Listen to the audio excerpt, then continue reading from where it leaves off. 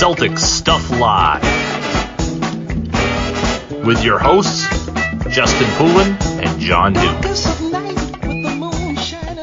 Welcome to Celtics Stuff Live on the CLNS Media Network, the leading online provider of audio and video coverage for the Boston Celtics. He's John, I'm Justin, we're here, and so is Gordon Hayward.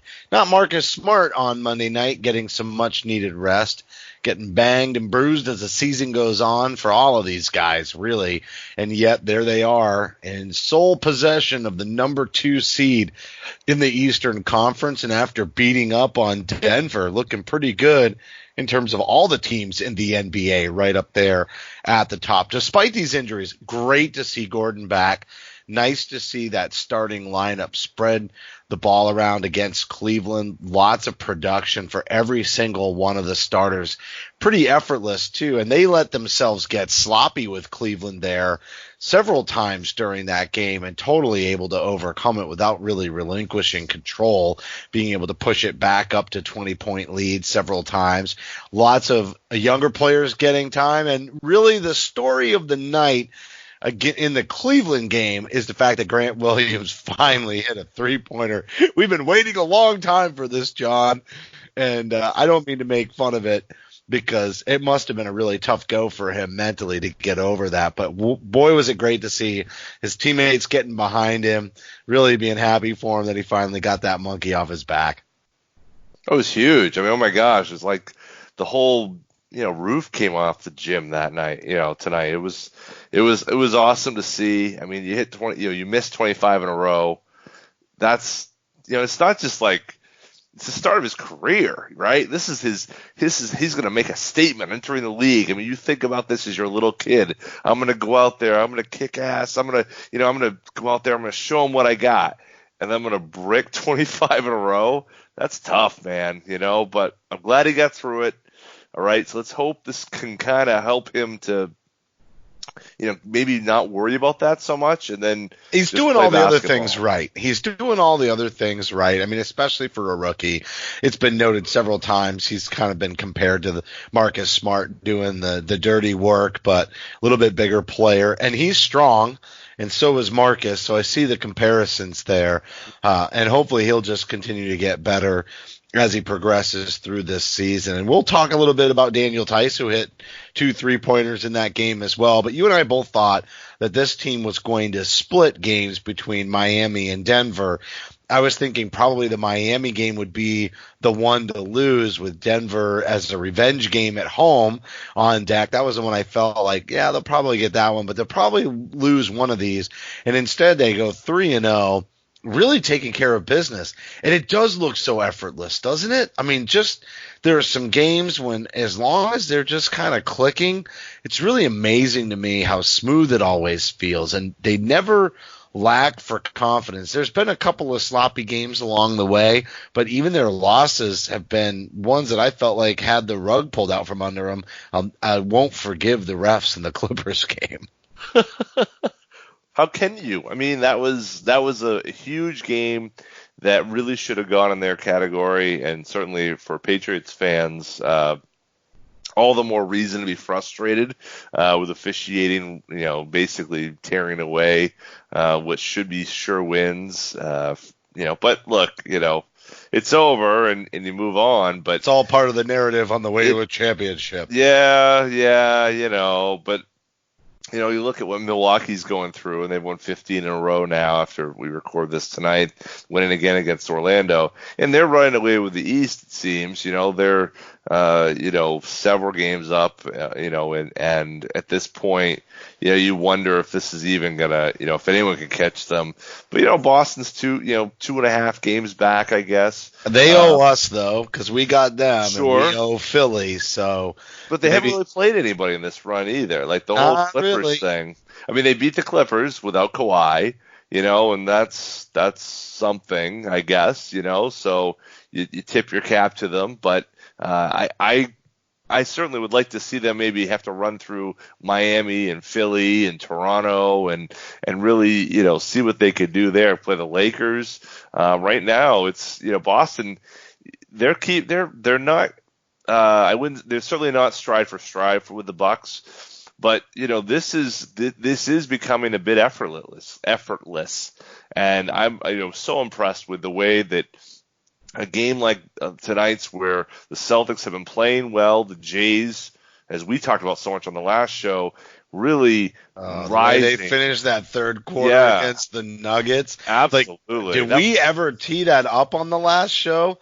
Just the total effusive praise for the two of them, and talking about why I wanted to see them grow together, and really being like, this is a whole new Jalen. And the next thing you know, the next two games after this show aired last week were poignant statements on that. And now all of a sudden, out come the articles, the outpouring of support for Jalen continues to be efficient. And even Hayward, you want to talk about, can they coexist? Yeah, they can. If Hayward keeps shooting 7 for 10 from the field and letting Jason and Jalen continue to do their thing.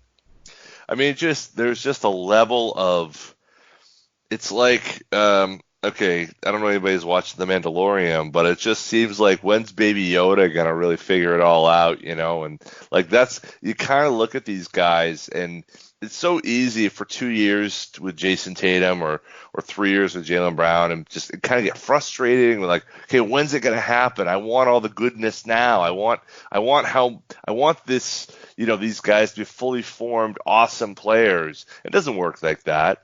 But we are being rewarded right now as Celtics fans for all those times of Jalen driving into the middle of the lane without a clue and turning the ball over, or taking a wild shot, or Jason's pull-ups, from 19 feet.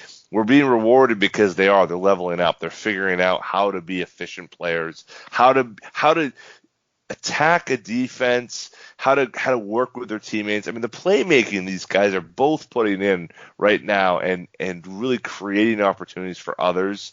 The idea that somehow that the thought was going into this season, I'm not sure if they can do it, is complete banana land stuff. I cannot believe people are like, well, I don't know if they can create plays for each other. Well, hogwash, dude. These guys are doing it, and they're showing that they have the capacity for even so much more than they are doing right now. You can't say enough about this. And now you're adding Gordon Hayward, and talking about seamless.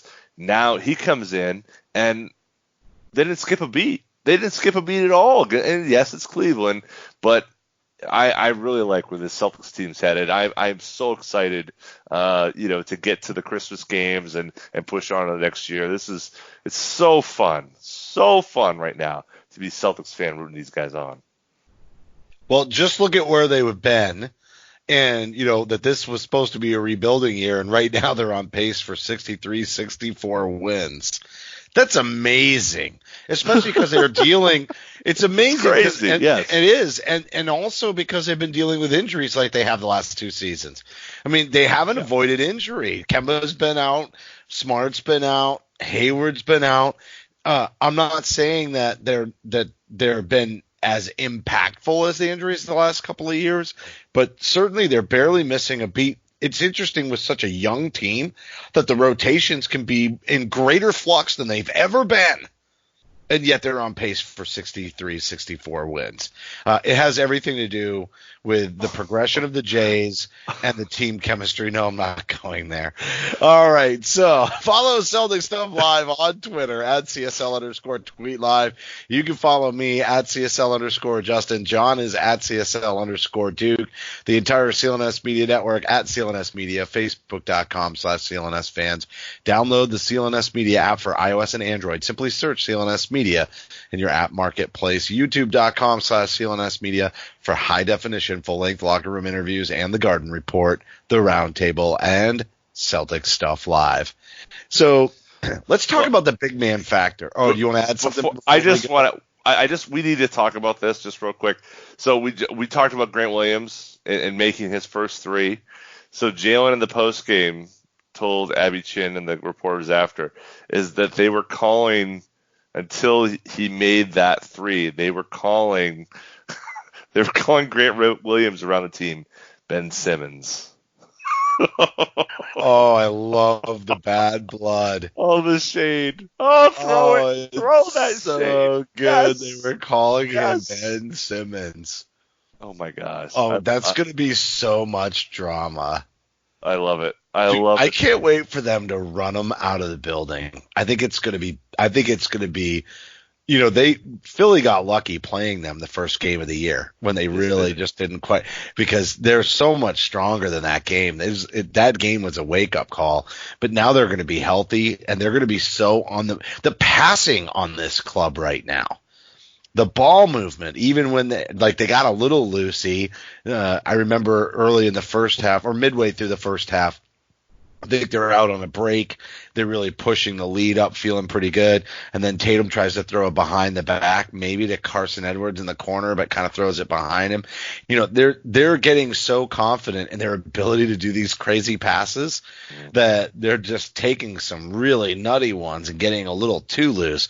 But after Tatum did that little dump off pass to Brown the other night for a dunk, and then, man, when he looked at that camera, oh, man, that was like I just dunked on LeBron face, except we're getting the win. Right. Right. It's phenomenal. All right, let's not forget the three and at the buzzer too. I mean, and that look from Tatum. I mean, that was. Oh man, yeah.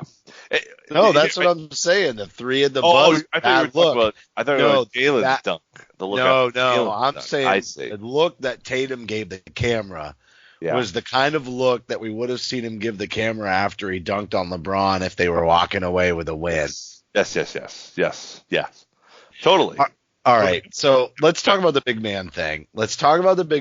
Because one of the reasons you would not have predicted this team to be on pace for 60 wins is because of the loss of Al Horford, and yet they're much more mobile. They're much quicker, and we have a good loyal listener who I think is connected with me on LinkedIn. I get an email every once in a while, but he nails it, and he sent this just before we started recording here, maybe about 15 minutes ago, so we're going to hit it. It says, do we really need a big name, big man? And you and I have been debating this for the last 2 years.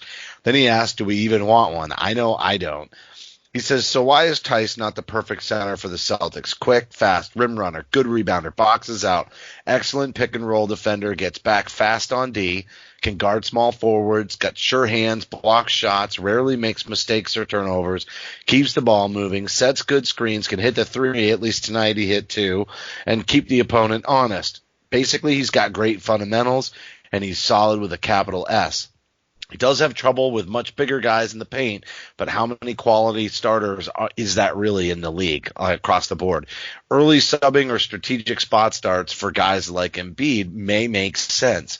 There are 4 excellent scorers on the floor already, and we need a guy that does not score, and more importantly, that the team doesn't need or want to score. Another good playmaker out there with Kemba and Hayward and Smart is wasted talent.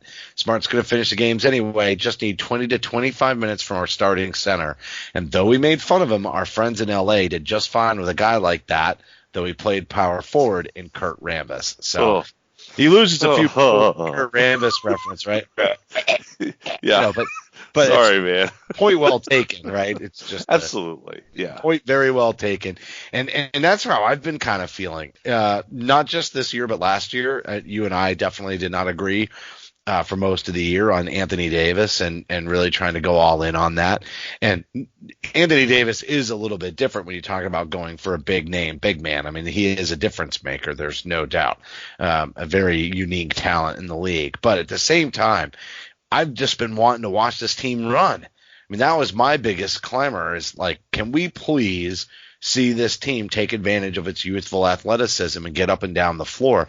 Kemba seems to be able to do that really well. How many alley-oops have they gone for? And even for guys that don't necessarily deserve an alley-oop sometimes, they're still throwing them up there. Like, I love the tempo and pace with which this team plays. And one of the concerns for a lot of people in that up-tempo with the offense is they think that the teams won't commit to defense.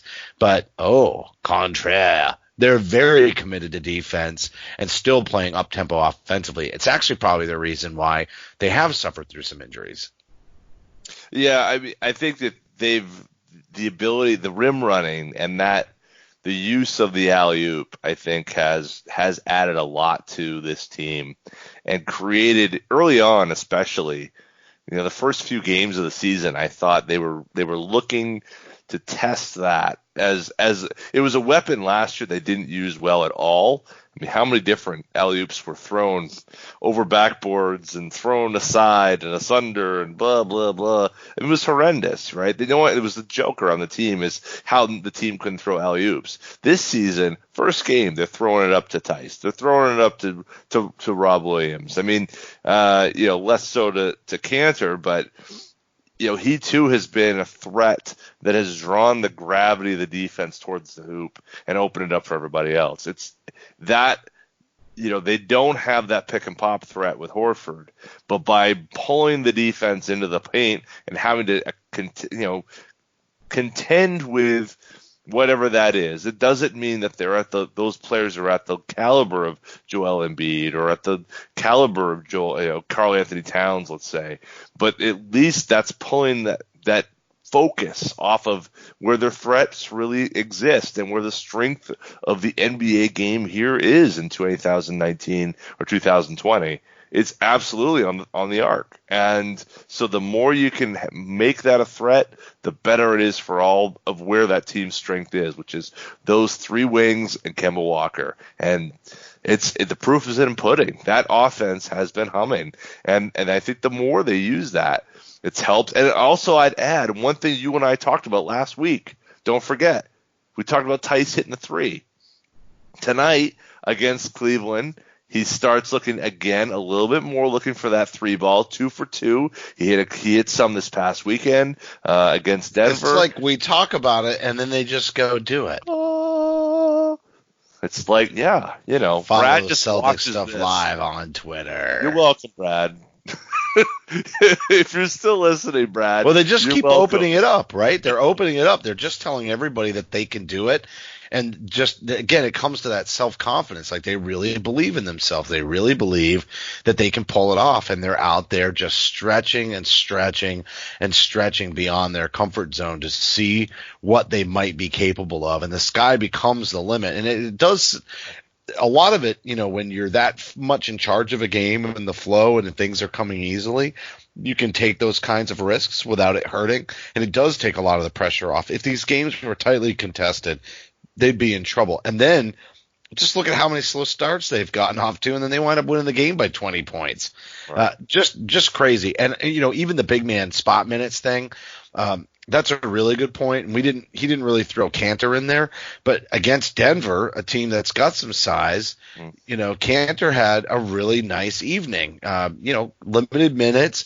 I think it was 8 points and 4 rebounds, but they needed some offense and he gave it to them when they needed it. And he got some offensive rebounds when they needed to sustain, some second chance opportunities too. And just make sure that they secured the rebound, like very timely kind of play. I don't think we're always going to see a ton of time for Cantor out on the floor, but at the same time, he really is a useful under the right circumstances center with the right purpose, and he totally plays within his own game, and he's definitely giving better defensive effort than I think, and we had talked about that before the season started. We weren't sure he would wind up being the starting center or not, but if he could just, try to get into the team concept and put the effort out there, that he wouldn't be as much of a liability, especially coming off the bench. And that's exactly what we're seeing against the right matchups, coming off the bench with a little effort on D. He's just not killing you. He's not. Right. And I'd say in particular over the last 2 weeks, I think his defensive effort has improved. Sliding a little bit against Denver, I thought. But he was struggling with injuries too. He wasn't 100%. So that's part of it all as well. He was. I mean, I don't think that he's a great defender, and nor. But never gonna be a great one. But starting from the first of the year until I'd say the last couple weeks, every time a player, an opposing player, took him to the basket, they made the basket. I can't imagine what his defensive numbers were at the rim, but they had to be absolutely disgusting, not in a good way. I mean, it felt like every single time I saw someone try to shoot over him, it went in. That's happening less so of late. So whether that's health, whether that's better mechanics, or better fundamentals that are being drilled into him, I don't know. But it's working to a greater degree. Do I still want him out there? Nope. I'm not too excited about it. I'd like to see Rob Williams get more time. I'd like to see Tice. But I think the only way the spot minutes thing is important, because I don't think you can play Tice 35 minutes a night. I don't think you can play him maybe even 30 minutes a night. With who he is and being a smaller guy, a smaller center, I think you have to play him sub 30 every time. And so that gives you 18 minutes to try to figure out one way or the other, at the very least. It'd be interesting to see end of the game, if Grant it's Williams be smart. Well, right. So I'd like to hope that Grant Williams can be a capable fit in those small lineups like he was against the Knicks, but we have not really seen that smart lineup, because unfortunately one guy has been hurt sooner or later. This would be a great time to, maybe now until the first of the year, to really work that unit and see what they can get out of those guys. Because if they can make that work between now and the trade deadline, I think maybe that'll quiet some of this. You're thinking no trade. All right, good deal. Absolutely. Yep. All right, everybody. Football and basketball seasons are in full swing, and get into the game with our exclusive sports betting partners, betonline.ag. Sign up today to receive your 50% welcome bonus on your first deposit to start betting college or professional ball. Every spread, every total, every winner or loser, straight bet, parlay, or tease your way through the season. You can even bet on wild prop bets. Who will make the college football playoffs? Who will be the NFL MVP? Get the fastest market odds, updates, and payouts with our new sportsbook partners, betonline.ag. Head over to BetOnline today on your mobile device to join and use promo code CLNS50 to receive your 50% welcome bonus. BetOnline.ag, your online sportsbook experts. And ExpressVPN. Hey, I live in Pennsylvania, but I love watching the Boston Celtics, which used to be a big pain for me because they don't always show their games in my area. But this season, I discovered an amazing little trick that lets me watch every single NBA game live for a fraction of the normal cost. It's called ExpressVPN, and here's how it works. The NBA offers the NBA League Pass, which lets you stream games online. But if you live in the U.S. or Canada, it doesn't even let you watch all of them. Some games are blacked out, and what do? Fire up ExpressVPN and use it to change your location to a different country. Buy and use the NBA League Pass from there, and boom, no blackouts. And depending on the country, NBA League Pass could cost you less than $15 for a whole year. ExpressVPN works on your computer, phone, router, and consoles like Fire TV, so you can watch all the games from any device. Even when I'm not watching NBA, I have ExpressVPN on 24/7 because it also encrypts all my data, keeping it safe from hackers. Enjoy all 1,230 games of the NBA season in HD with the world's most trusted VPN, ExpressVPN. And guess what? Use my special link today to get 3 months free at expressvpn.com/CSL, after which you can sign up for NBA League Pass at a huge discount. That's ExpressVPN, expressvpn.com/CSL for 3 months free with a 1-year package. Visit expressvpn.com/CSL to learn more. All right, John, where are we going in the second half of this show? I think we got to talk about. We hit here? I think we need to talk about where Boston fits. I think we got to talk about the East. I think we got some big games coming up here. Coming up for the Celtics here the coming week. They're going to play. They're going to play the obviously play Cleveland tonight, and then the back-to-back at Indiana, and then come home to play Philly the 11th and 12th. I think that is. And then there's a big layoff. So this is kind of, I think this is an important step. We talked about a little bit about Philly, but I think we got to talk about why has Philly struggled? Like, what is the problem? And you're closer to it than I am. They obviously the big win over Cleveland, beat them by like 80 points or something. They beat Toronto. and they've actually had some good wins, but not really that strong a schedule. Are they figuring it out, or do you think that Philly is maybe just feasting on that weaker schedule, and they really haven't figured anything out at all? The same issues still remain. Well, they're 8-2 in their last 10, so it's certainly been an improvement. But the issue is on the road, 5-7 on the road, 12-0 at home. That usually is not a sign of a team that hasn't got it figured out. When you have that kind of a dominating home record, and Boston's 10-0, and Miami's 10-0. Obviously, Milwaukee's got the loss; they're 11-1.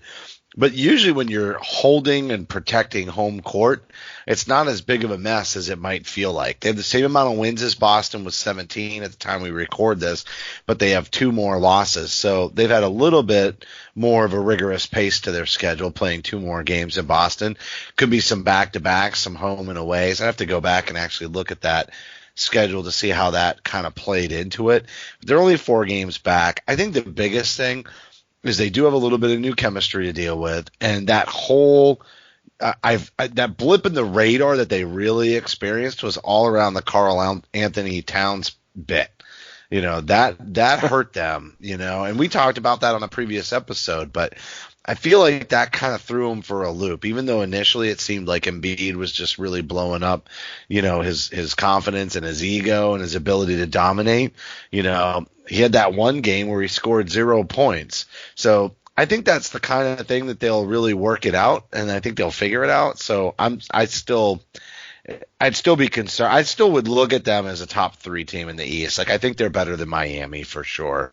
I really think it comes down to Milwaukee and Philly and Boston when you get into the postseason. I think the rest of them are hanging in there, and I think Toronto is a great team, but even though they did win the championship last year, I'm not sure that they're a playoff team. You know, the troubles that bothered them pre-Kawhi could still enter into the equation a little bit this coming year. It just depends, I guess, on how much Lowry wants to carry that team. Still maybe you put them top 4. I think Miami's the one that's going to fade a little bit, to be honest with you, John. I think while Philly goes up, I think Miami's headed down.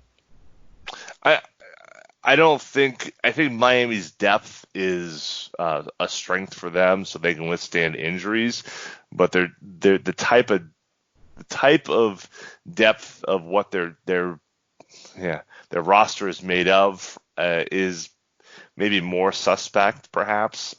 You know, if you lose a Ben Simmons, it feels like it's pretty simple to see how they fill that role. You know, over the course of 82 games, you can see how, okay, well, it means, you know, a little more from Horford, a little more from Tobias. They don't have any playmaking per se, but, you know, you can see how they can fill those different pieces in the front court there of their key players. With Miami, you know, if you take Jimmy Butler out of the mix, I think that team looks a lot differently. And yeah, he missed early parts of the season due to the birth of a child, but I hear what you're saying. I think Philly, on the basis of their defense alone, is going to be a top 3 team. You know, can they overtake Boston?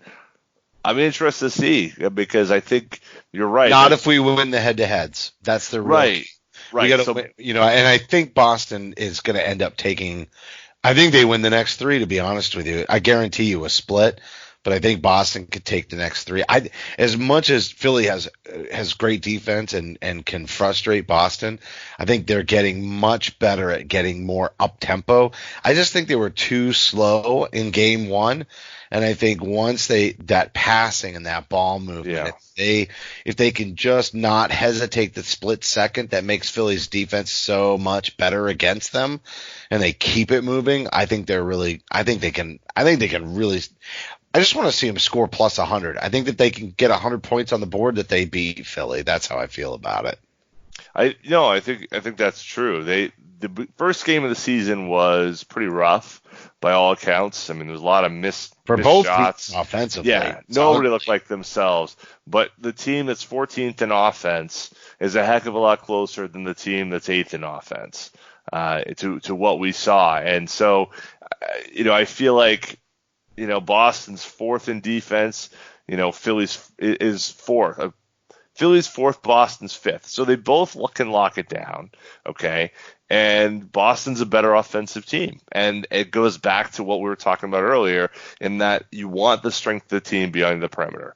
And as long as Ben Simmons wants to be the type of player he is, the Philadelphia 76ers are never going to be what they could be.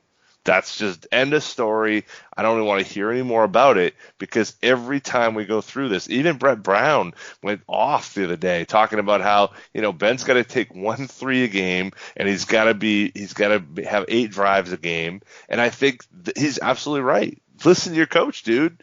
And the longer he doesn't listen, the better it is for the Celtics. So keep not paying attention to that. Meanwhile, Al Horford's getting older on $30 million a year, and they have no bench. Now the bench helped them beat Toronto, but listen, I still like my odds of where Boston's trending up and Philly's got whatever Philly's got. We've got 2 wings who can go out there and score and defend. They got a big man who wants to shoot threes and isn't very good at it. A point guard who's 6'9" but can't shoot threes, and a 34-year-old center who is a 34, a guy we love. Gotta get a lot of love in Boston on Thursday night. But quite frankly, his best days are behind him. So good luck, Sixers. Go get them. All right, so we're going to preview the week, I think, in the outtakes then, because I'm going to tail on to this and just say, isn't it nice to see the Eastern Conference be pretty level with the Western Conference for probably the first time ever?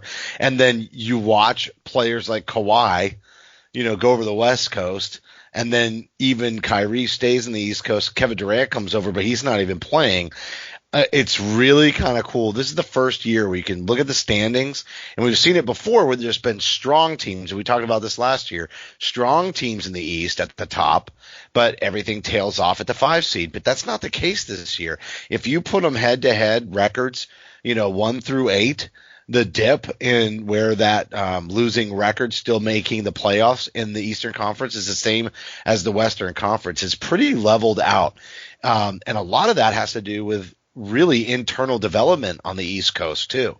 And what's great about Toronto is the fact that they lost a guy like Kawhi, and yet they're still competing at a really high level all across the league, despite the fact that they lost that talent, because that's what usually happens, right? Braun goes, out to LA 2 years ago, and you're thinking, there we go again, power shifting all the way back over the West.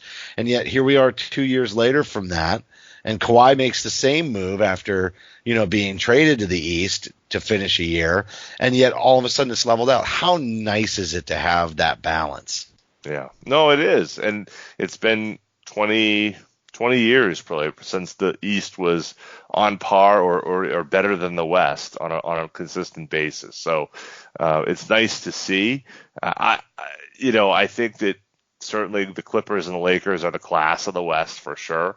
And then there's a gap there. I don't know if the top is at that level, but certainly we saw the Celtics could play at the Clippers level with everything they had. Now maybe they didn't have quite the cohesion between Paul George and Kawhi, but that was a hell of a game, and we all want to see 7 games of that. We certainly don't want to see the Lakers involved at all, but that's a good sign, moving forward. Hey, before we jump to the end here, what are your top 4? What's your top 4 in the East? In order. Philly. Oh, in order? Yeah, it's going to go Milwaukee, Boston, Philly, and I think I'm going Toronto then. I think Toronto is going to prove out to be better than Miami. Yep. I would agree with that. I would probably put Toronto ahead of Philly though. I think they're going to get ahead of them. I don't trust the Sixers. I don't know. They may be a better playoff team than a regular season team possibly, but wouldn't that be great though if Philly Toronto was the 4-5, which is actually as it's set up tonight. If the playoffs started tonight, Philly and Toronto would be in the first round. I would love that. That would be fantastic. And guess who the Celtics would play as the 2nd seed against the 7? Yes, your Kyrie-led Brooklyn Nets. Oh, that would be awesome. And so Philly Toronto plays the 4-5. They play Milwaukee in the second round. Boston moves on. They play Miami The only problem in the second is round. Brooklyn is so spunky against us. Like that's actually, and yeah, but what a history of that first round, dude. What a history of that first round of like potential collapses, difficult, goes all the way. This would happen. The league would make it happen just for the drama. Totally. Yeah. All the drama they could get. Yep, drama. All right, this broadcast will be available on demand on the CLNS Media mobile app, and don't forget to follow us on Twitter at CSL_Justin, at CSL_Duke. A heartfelt thank you to everybody for tuning in. And remember that you can help support the show by subscribing to Celtic Stuff Live on iTunes and Stitcher. We'd love it if you gave us a rating and a review because your feedback is important to the show. And for staff writer Sammy Elias, executive producer Larry H. Russell, the founder of CLNS Media, Nick Gelso, and my co-host John Duke, I'm Justin Poulin. Thank you for listening to this week's edition of Celtic Stuff Live. And stop.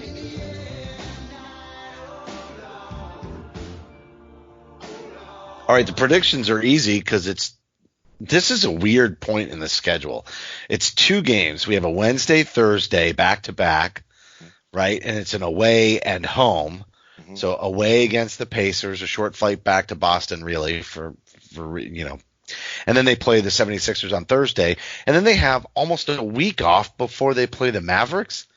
Like, this is the weirdest. I can't remember a time in a season where we've seen that much of a gap in a schedule. Like, the point of having a spread out schedule was to reduce the number of back-to-backs. And here we have a back-to-back and then 6 days off. It doesn't even make any sense to me. I get it. Time off is time off, and they'll be very healthy when they go play the Mavericks, which, will be a good thing for the Celtics club. That Mavs team is really dangerous. Yeah, the Mavs are scary. Luka is on another planet right now. He's killing it. He's killing it every night. I mean, he really is. An MVP candidate for sure in his second season. I hate to say it, but the parallels with Larry are there and they're real. And it's exciting for Dallas. I'm glad for Dallas, but that'll be a tough one. I mean, I like Boston's chances going in there, but right now the Mavs are third in the West. So this is not like they're right. They're fighting right for a there. playoff seed. They're third, man. This is they're a real team. Here's the nice powered by Luka. Their games leading up to the Celtics, they're going to play the Heat on Saturday, Sunday off, Monday against the Bucks, Tuesday off, Wednesday against the Celtics, and the Celtics will have 6 days off. Ordinarily, having that kind of a break would scare me with the Celtics because it tends to lead to a little bit of a letdown. I don't think it's in this club. I think they're going to be practicing. I think the younger players are going to be better. I think Brad probably is going to take a huge advantage of that 6 days of rest and really make sure that this team gets a lot of benefits in the gym and working on more expansions to their game. Might be a couple of tricks against the Mavericks when they show up for that Wednesday game. But having said that we could talk about next week because all we've got is 2 games. We got Wednesday, Thursday, and a big break. So I already said I basically am predicting Philly is going to be a win. Indiana's still a scrappy team in the East, kind of middling in the playoff hunt. And it is an away game after one night off, but I think they're going to go 2-0. I really do. And I actually think that Smart comes back, but they try to kind of spread the minutes the same way. One of the nice things about the Cleveland game is they did bring in a lot of the bench players. Minutes were limited. I think they're going to be trying to go for the same thing against Indiana, although Indiana will be a much tougher opponent. I think they're still going to go deep in the bench because I think they want to bring the pain to Philly. I also am going to go 2-0. Boston is the only one that has the back-to-back. Indiana has a night off before they play Boston, and then Philly has the night off before they go to Boston. But both teams have tough weeks. Philly plays Denver. Indiana plays. Oh, I just had this up. Shoot, they play the Clippers tonight. So as we're recording this, so I don't have the score up right here, but nevertheless, that's going to be something that's. It's a difficult match, and that's going to be taxing to have so many tough games back to back. So not actually back to back, but Clippers just beat the Pacers. Yes. Okay. Yeah. I just saw. Okay. So by 11. So although Sabonis had a heck of a game, but so did Paul George. Thank you to my fantasy team because he's there. You on go. It. Good. Well, and that's I look at this as a chance really for it's a measuring stick game.